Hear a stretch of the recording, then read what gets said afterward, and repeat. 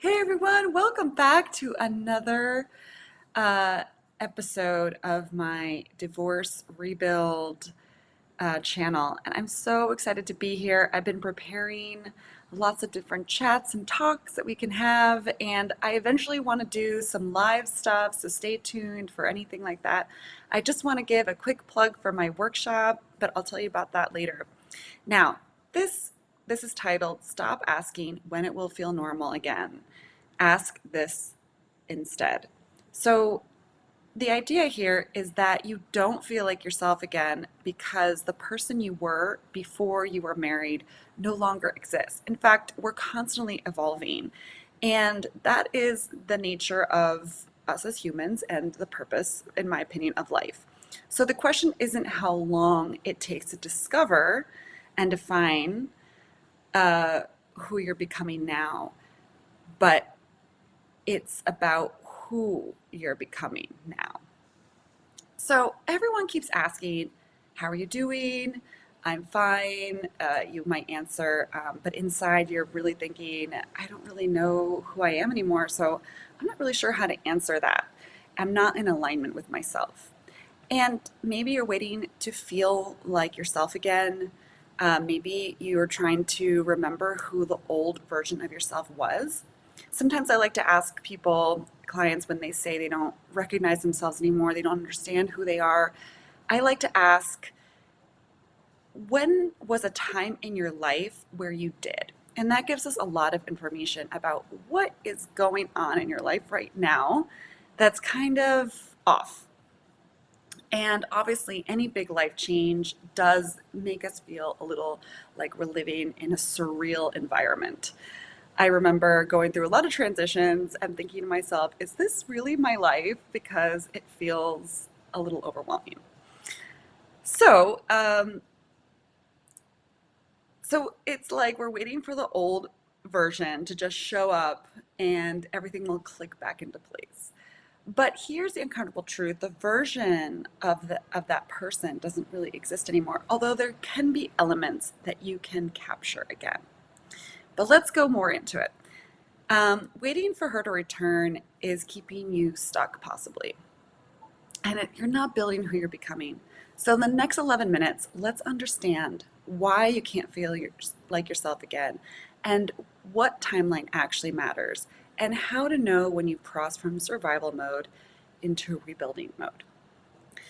So, you might find yourself in this strange in between place. The crisis is over, but you don't feel stable.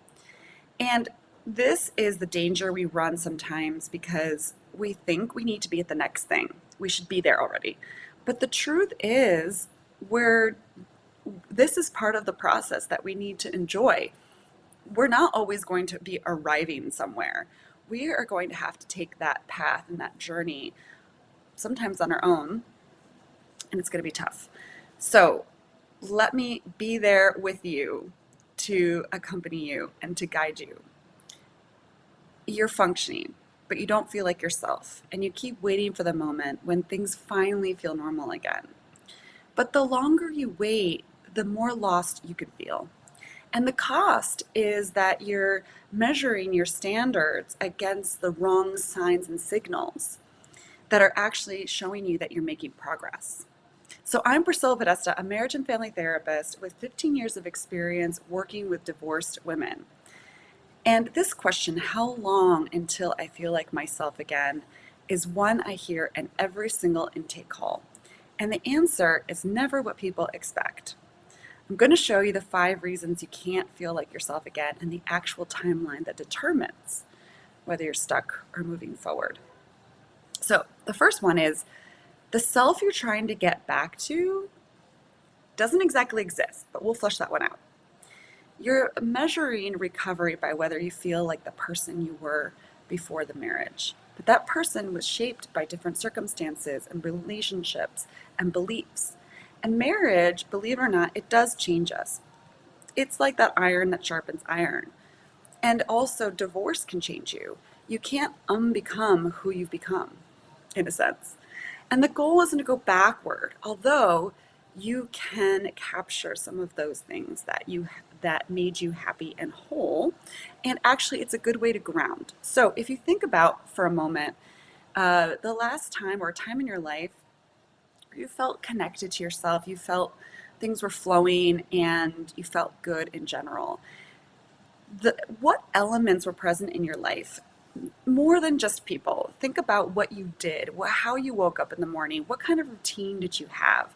These are all little bits of information that you can start implementing into your life to feel a little bit more grounded in who you are, because you're taking these traits, these qualities, these elements from a time in your life where you felt good. So keep that in mind. You're not lost. You're trying to find yourself, find a version of yourself that doesn't exist anymore. So create a new one, but use elements from the past too, things that you know have worked. Every woman I work with who stays stuck longest is waiting to feel like herself again. So let's keep away from that. Let's move towards the fastest direction to get us to where you need to go, and that is, who am I becoming? Think of a caterpillar. In the cocoon, it doesn't feel comfortable. I remember a client telling me this the other day. I feel like I'm in a cocoon and I don't understand how I'm being transformed because I can't see it. You can't see your own transformation. And it's a struggle and it hurts and you can't see it right now. But it's not, the question isn't when will I stop being a caterpillar or when will I be a butterfly and what would that look like? The real question is, am I waiting to feel like my old self or am I willing to discover my new self? And this is why the timelines feel so confusing, because there is no universal timeline, and that's part two. And the fast explanation is that some people measure recovery by not crying anymore. Oh, I must feel better, I'm not crying. And others measure it by dating again, moving on, feeling happy, or getting through the day without thinking about the divorce. There's no standard definition, but without clear criteria, you can't tell if you're making progress. So instead of asking how long, define it by what you're measuring. I've had clients tell me that they're not over it yet. And they typically mean it like that because they say they feel sad sometimes. Sadness isn't a metric. Actually, grief is a part of life, and we're constantly losing different aspects of ourselves through change. Also, change happens all around us all the time, and grief is a part of life. It doesn't have to be every day, but it is a part of our lives. And you don't need to measure sadness in that way. It's like asking how long until I'm fit without defining what fit really means. Does it mean you're going to like run a marathon? Does it mean you're going to be able to lift some weights, swim 5 meters? Like, what is it? Is it feeling energized? And the timeline changes based on the goal. Same with divorce recovery. So define this for yourself right now. What would you how would you be able to tell that you've recovered? What would you need to know that? If there could be a miracle tomorrow and you could wake up and you knew a miracle had happened, what would be evidence of that miracle? And this leads to number 3. The real timeline is about nervous system regulation, not calendar dates. Your nervous system goes into survival mode during divorce, and fight or flight doesn't care about months or years. It cares about perceived safety. And it's always going to tell you that you're not safe if you haven't resolved some of the triggers. Some people's nervous system regulate in 6 months. Others take 2 years. The biggest thing with nervous system regulation, it's a practice. It's a shifting out of fight or flight into a more calm state. But it doesn't mean you have to stay there. That's not evidence of I'm a successful nervous system regulator. Timeline depends on trauma history, support systems, stress levels, and whether you're actively doing regulation work. This is the practice I'm talking about. The question isn't how long has it been, it's, is my nervous system still in crisis mode? I work with women who are 3 years post-divorce and still dysregulated because they never address the nerve system piece. And I work with women who are also 6 months out and fully regulated because they did the work. So the main issue here is to ask yourself these important questions. Can I make decisions without spiraling into anxiety? Do I sleep through the night without waking up in panic? And can I handle stress without completely falling apart? If you answered yes to all three, your nervous system is regulating. If not, you're in crisis mode, regardless of how long it's been. And this is why some people get stuck for years. And this brings us to the fourth point. You're confusing feeling better with rebuilding your identity. You might feel calmer, cry less, function better day to day, but you still don't know who you are or what you want. You're not rebuilt, you're just stabilized. And that first piece of stabilization is step one. Identity rebuilding is step two. And most people stop at stabilization because they wonder why they still feel lost. And they think that that's enough. You can be completely calm and still have no idea who you are. So you need to go a little deeper. And the women who feel better but still directionless are the ones who did the healing work without the rebuilding piece of it. They're stable but undefined. Think of this similar to demolishing a house. The rubble is cleared, the lot is level, you're not in danger anymore, but you're standing on an empty lot wondering what to build. Clearing the rubble doesn't tell you what the house should look like. It's a completely different process. So instead of, do I feel better, start asking, do I know what I'm building? So what actually tells you that you're ready to move forward? Well, here's the fifth one. You're ready when you stop organizing your life around the divorce. Early on, everything is filtered through a divorce lens. Can I afford this now that I'm divorced? What will people think? Am I ready for this as a divorced woman?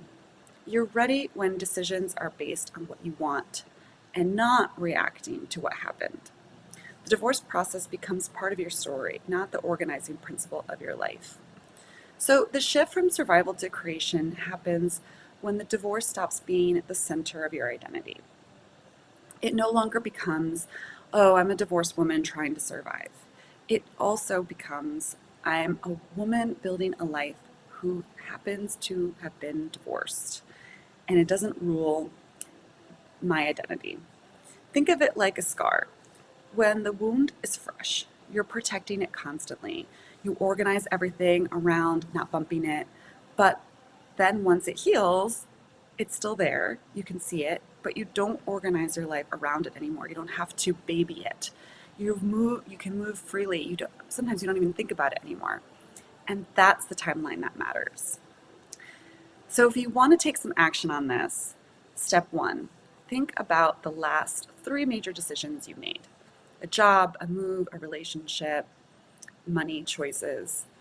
Step two, write it down, whether each decision is based on reacting to the divorce or creating what you want. Give it a little rating. And then step three, count how many were reactive versus creative. If you are reactive, you're still organizing around the divorce. But if you're creative, you've crossed the threshold. This tells you exactly where you are in the timeline. So you won't feel like yourself again because technically that person is gone. But you can feel clear, grounded, and intentional about who you're becoming. And that includes lots of different things. Like I said, you can think about what in the past has helped you feel grounded like yourself. Like maybe there's a certain kind of music or certain activities you participated in, and do those. Those are going to help you ground in yourself. Another way that I didn't mention in this talk is astrology. And I'm going to be presenting a few more videos on astrology as time goes on that I've been preparing, because right now we're in very unique times and the astrology describes it very well. And why do we use astrology? Because it helps us plan. It helps us to understand, and it actually will help you understand yourself. And that's what my workshop is about. On Saturday, April 24th, join me. You can sign up in the caption notes in this video. It's a Google Doc. It's completely free. And I just want you to sign up because I want to get your chart information because we're going to be going over that. And I really hope you can make it live because I have a special gift for everybody who attends live. And if you cannot, that's okay too. You will receive the recording. And I really hope that this will help people to understand themselves, because part of my story is that once you understand yourself, which was a journey that I had to go on, and a battle about identity of my whole life, and when you begin to become conscious about who you are and what you want from life, you then become a purposeful being without really recognizing that you are. You do everything with more purpose, whether that's eating mindfully or living within your values. Whatever it looks like for you, you become part of this path, or you become you embark on a path, let's say. And what I notice is that as you go on this path, because you're in alignment, you are then free to ask yourself deeper questions. And when you begin to ask yourself deeper questions, such as, is there more to this? Is this what I really want? How can I help more people? How can I be more available to those I love? When you begin to say things like this, the universe hears it. And I'm not kidding you. The universe heard my question. Maybe one day I'll tell you what my question was. And that was the beginning of a quest. And I am not finished with this quest because I know this quest is lifelong. But it's the most creative and adventurous quest I have ever been on. And I would say it gave my life purpose. And if you're feeling like a little lost, that you don't know what you want and you don't know who you are in it, or maybe you know who you are in it, but you don't really know what you want, this workshop's for you, because I'm going to teach you how to align yourself, how to live consciously so that you can go on your adventurous quest. Because everyone has one, but you have to start asking the bigger questions and start to get real with yourself. So I hope this helps. It's not the timeline that matters, and it's not how many months it's been, but it's whether you're building or reacting. So if you're ready to stop waiting to feel like yourself and start building who you're becoming, like and subscribe and watch my next video. My next video is interesting. It's an idea that I have from observation, pure observation. I don't even know if there's an article about this. I haven't really investigated it too much, but it's called Inner and Outer Locus of Control. How does it play with depression and anxiety? The link is in the description and it's on the end screen. And that's the next step. Great to see you. Hope to see you again soon.